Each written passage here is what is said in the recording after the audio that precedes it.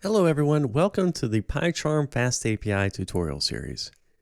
In this tutorial, we're going to work on unit testing using PyTest and async I/O. As you can see on my screen, FastAPI recently introduced any I/O. Any I/O is an asynchronous networking and concurrency library that works on top of either async I/O or Trio. We won't be working on any I/O because our video was recorded earlier and we will be using the PyTest async I/O module. PyTest-async I/O is an Apache 2 licensed library written in Python for testing async I/O code with PyTest. Along with PyTest, we also use HTTPX. HTTPX is a fully featured, fast HTTP client for Python 3, which provides sync and async APIs and support for both HTTP 1.1 and HTTP 2. Do check the official documentation, it has tons of cool examples. Even if you don't want to use async I/O, you can work with the test client, which is backed by Starlet. There's an interesting article, Async Test Patterns for PyTest, written by Anthony Shaw. Do check that out. The link will be appearing on your screen. Coming back to PyCharm, as you know, for testing, we need to have a separate test database, which we have already created. I will create a new package called tests.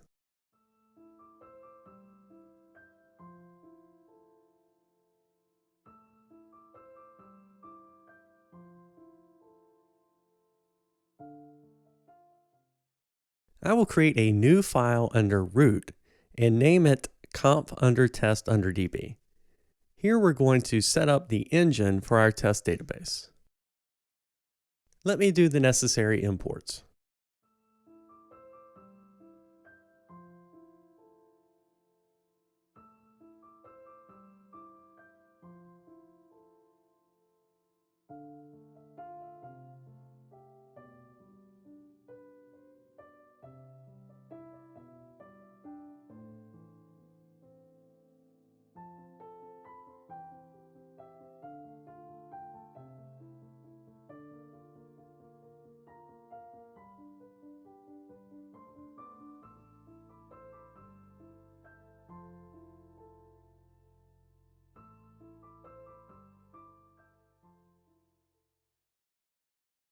We are going to provide the test database name along with other DB credentials. Next, I will be framing the database URL string.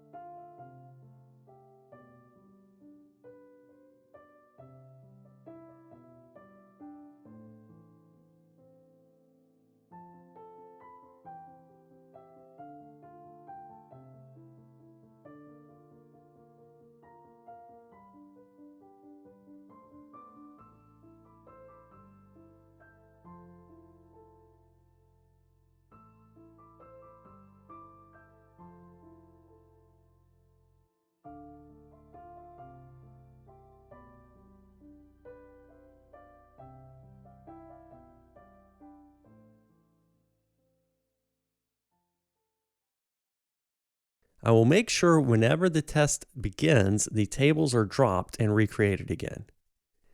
As per the FastAPI documentation, there are some scenarios where you might want to override a dependency during testing. You don't want the original dependency to run, nor any of the subdependencies it might have. Instead, you want to provide a different dependency that will be used only during tests, possibly only some specific tests,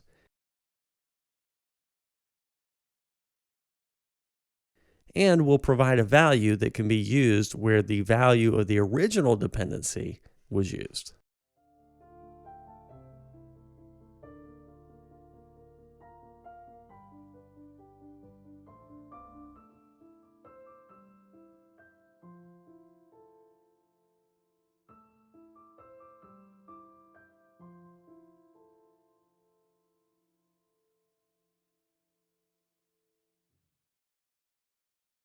Next, we will be creating a file named conf.test under test directory. This will contain the base config for our PyTest. I do the necessary imports, and along with that, I create a PyTest fixture, which will create a dummy user before our test runs. The purpose of a test fixture is to ensure that there's a well-known and fixed environment in which tests are run so that results are repeatable.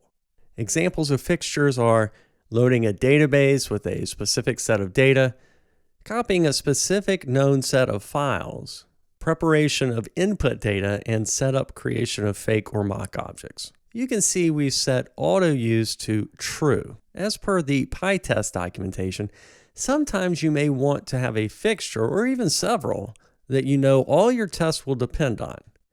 Auto use fixtures are a convenient way to make all tests automatically request them.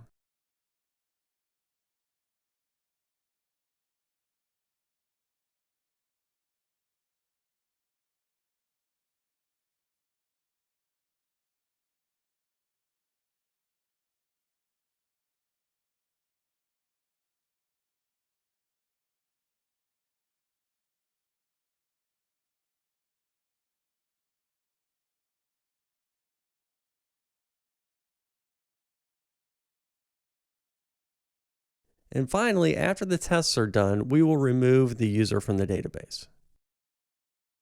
We're done now with the configuration. Let's begin our first test. I will create different modules and place them under tests, and we will begin first with users. I'll do the necessary imports, and then I will create a function to test all the users.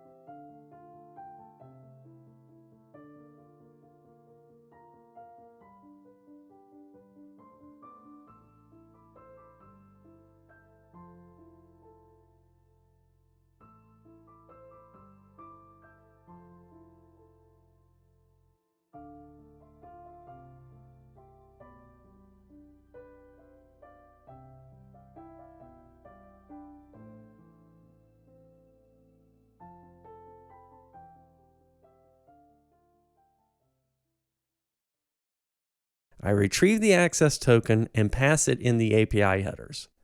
If everything is good, then I will get a 200 status code. It's a very basic test of what I'm trying to do.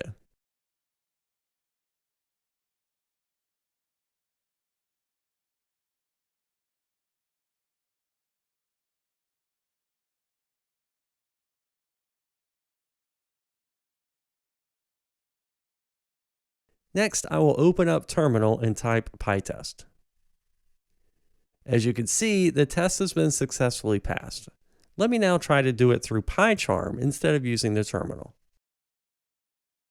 I will click on Run and then Edit Configurations. I'll click on the plus sign and add PyTest. I'm going to provide a name and set target to custom, and finally update the working directory. Make sure it's pointing to the correct Python interpreter. And finally, click on Apply, then OK. I'll try running now. And yes, it works perfectly fine. We don't need to manually type it again. Let's cover the remaining modules. We will now write the unit test for the user registration.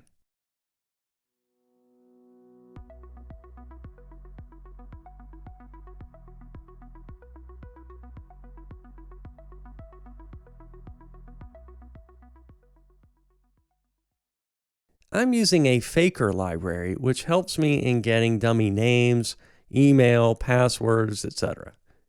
Faker is basically a Python package that generates some fake data for you. Make sure to sync the requirements.txt from my source code.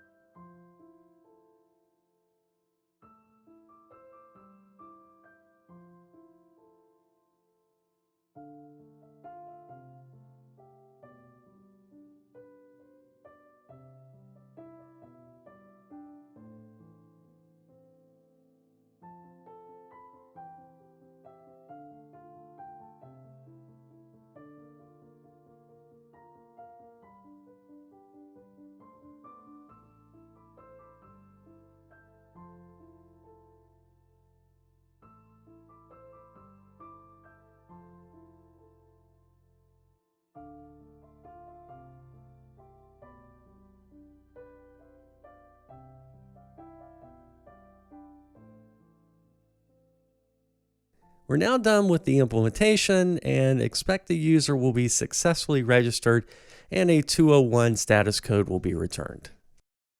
Let's test it out. And yes, the test has passed. We are done with the registration. Next, we will move to products.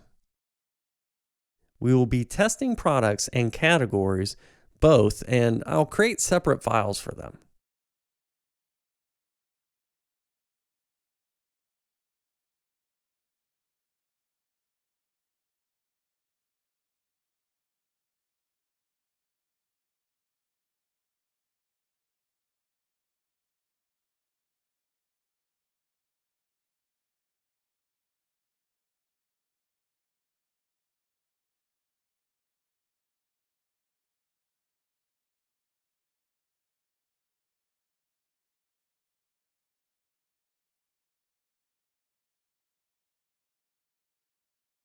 In category, we will test the create, list, and delete endpoints.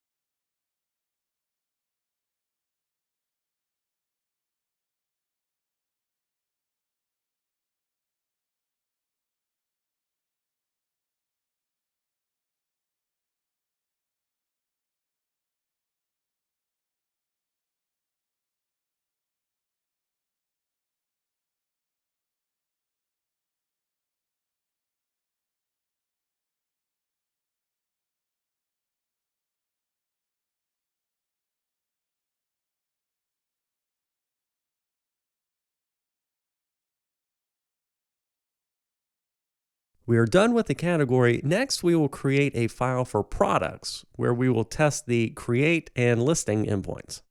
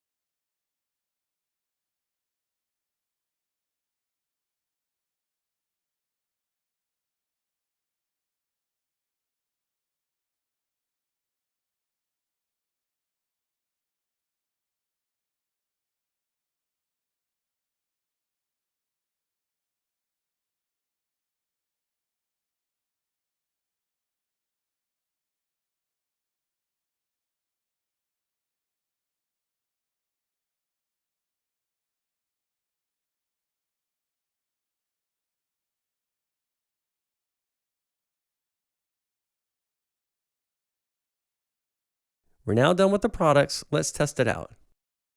Yes, all the 7 APIs have passed successfully. Next, we'll be completing the remaining modules like orders, cart, home, and login. Same kind of operation I'll be doing. You can follow me.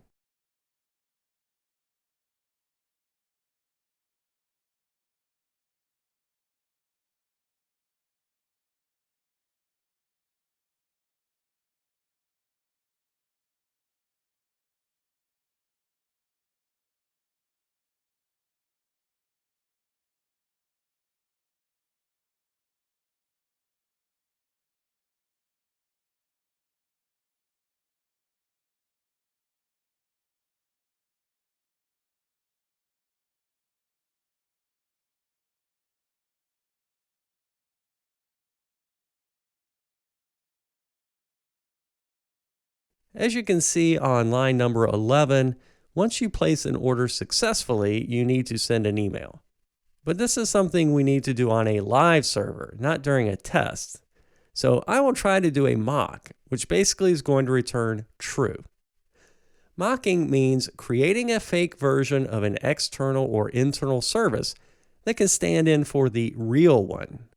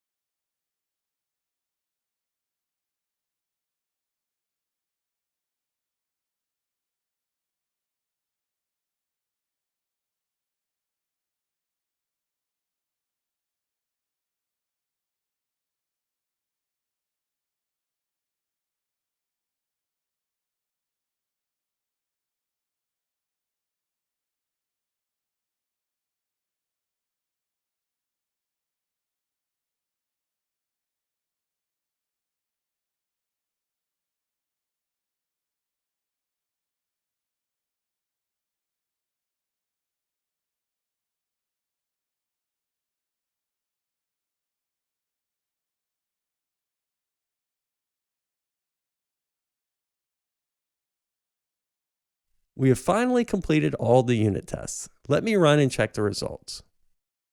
Great, 13 of 13 tests have been successfully passed, and it was quite fast. So I hope you understand the testing flow. I do recommend checking the FastAPI PyTest documentation if you want to get deeper into this topic. I also recommend checking out this book, Python Testing with PyTest, 2nd edition, written by Brian Ocken, which is getting released in January 2022. There are lots of things which we didn't cover, but it's covered in this book. I hope you will enjoy it. I'm going to see you in the next video, where we'll be focusing on deploying our application on Kubernetes.